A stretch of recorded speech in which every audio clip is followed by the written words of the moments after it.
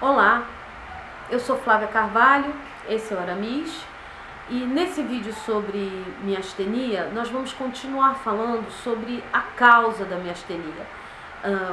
O que faz uma pessoa com miastenia sentir os sintomas que sente. No primeiro vídeo nós falamos sobre a questão muscular, quais são os músculos que são atingidos, que sofrem com a miastenia graves. E nós vimos que são os músculos esqueléticos, ou seja, os músculos do nosso corpo que têm movimento voluntário, que dependem de uma ordem, de um sinal para fazer o movimento, para se contrair. E da onde vem essa ordem? Como é que nós controlamos os nossos músculos? Nós fazemos esse controle a partir do sistema nervoso. As ordens partem do nosso cérebro e percorrem todo o sistema nervoso, que é uma grande rede de comunicação. O sistema nervoso basicamente é feito de neurônios e é através dele que a comunicação no nosso corpo se dá. Bom, o elemento do sistema nervoso que é responsável pela entrega da mensagem, vocês já devem ter ouvido falar, são os neurotransmissores. Vamos dar uma olhada agora num trechinho de um vídeo que explica o papel do neurotransmissor. Muitas substâncias químicas presentes no sistema nervoso são neurotransmissores. Um neurotransmissor é qualquer substância que, liberada pelas terminações nervosas, transmite um impulso a outro neurônio, a um músculo ou a uma glândula.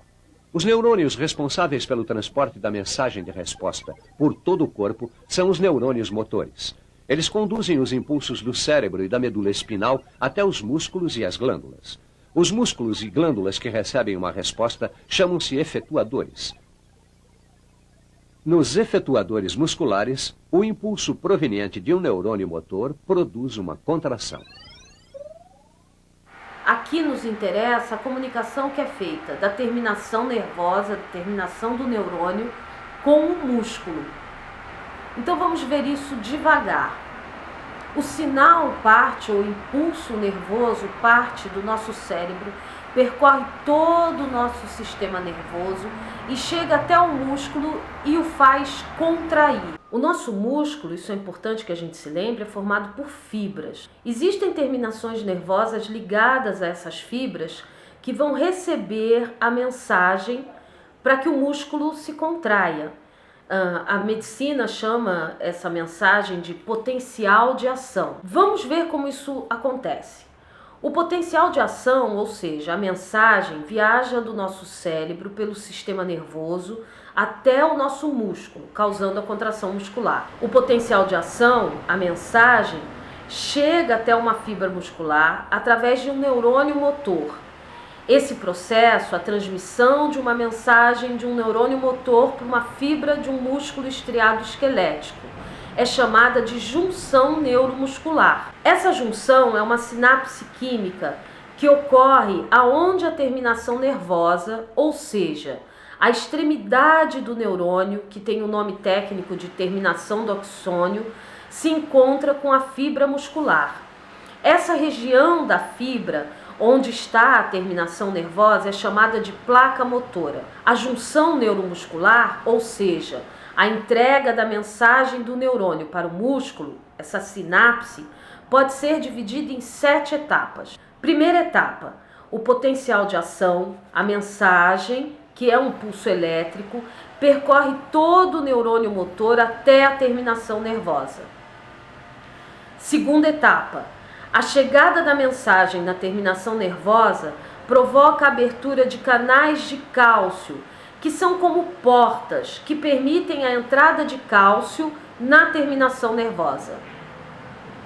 Terceira etapa, a entrada do cálcio na terminação nervosa causa o rompimento dessas bolsas chamadas de vesículas sinápticas.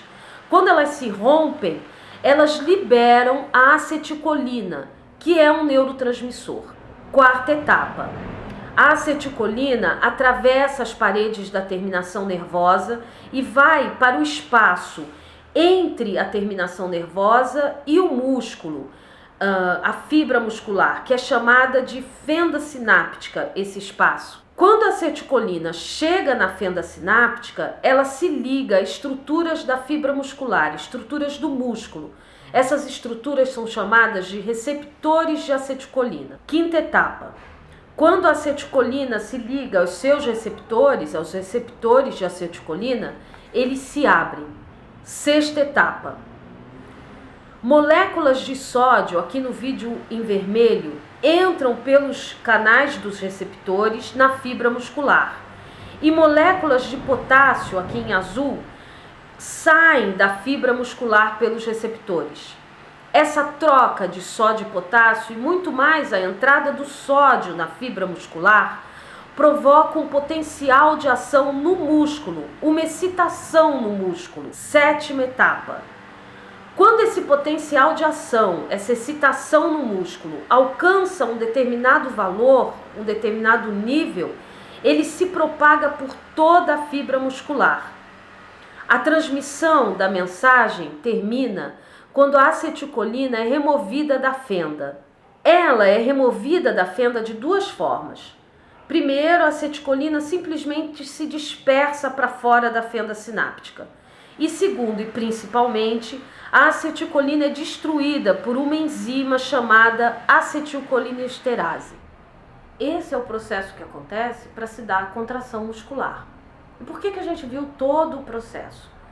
Como a gente falou, como eu falei nos vídeos anteriores, a miastenia ela é uma doença autoimune caracterizada por uma falha na junção neuromuscular. Ou seja, há uma falha quando vai se dar a sinapse, quando vai se dar a junção neuromuscular. Numa pessoa com miastenia, a liberação da acetilcolina acontece perfeitamente. Só que a acetilcolina não consegue se ligar aos seus receptores, porque existem anticorpos que o corpo da pessoa que tem miastenia, no caso o meu corpo, está produzindo e atacando esses receptores. Isso impede que o processo se dê de uma forma adequada. Alguns receptores têm a ligação com a acetilcolina e outros não. E isso causa uma falha no processo como um todo. Então a acetilcolina é liberada, ela busca o receptor, ele foi atacado e destruído por um anticorpo e ela não consegue se ligar a ele. Com isso, não há a entrada do sódio na fibra muscular suficiente, em quantidade suficiente, para gerar o potencial de ação necessário.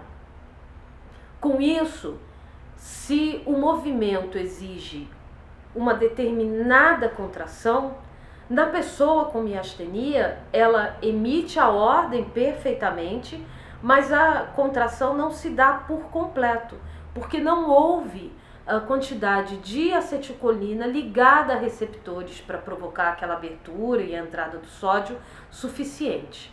Resumindo, uma pessoa com miastenia, ela tem anticorpos, por isso uma doença autoimune, que atacam uma estrutura do seu próprio corpo. No meu caso, os anticorpos estão atacando os receptores de acetilcolina e criando uma falha no processo da junção neuromuscular, o que causa uma fraqueza muscular muito grande e atinge os músculos estriados esqueléticos. Essa é a causa da miastenia. Nos próximos vídeos eu gostaria de conversar com vocês sobre o diagnóstico da miastenia e os tratamentos que existem. Eu vou falar mais, é claro, do que eu estou passando, né? Eu sou leiga, na verdade eu estou falando como alguém que tem a doença. Mas antes disso, no próximo vídeo eu queria compartilhar com vocês algumas reflexões que eu tenho feito sobre essa situação e que já estava fazendo antes, algumas coisas. E inclusive compartilhar com vocês sobre a minha teoria sobre o porquê de eu ter uma doença autoimune. Agradeço por vocês terem assistido, obrigada, até o próximo vídeo. Um abraço.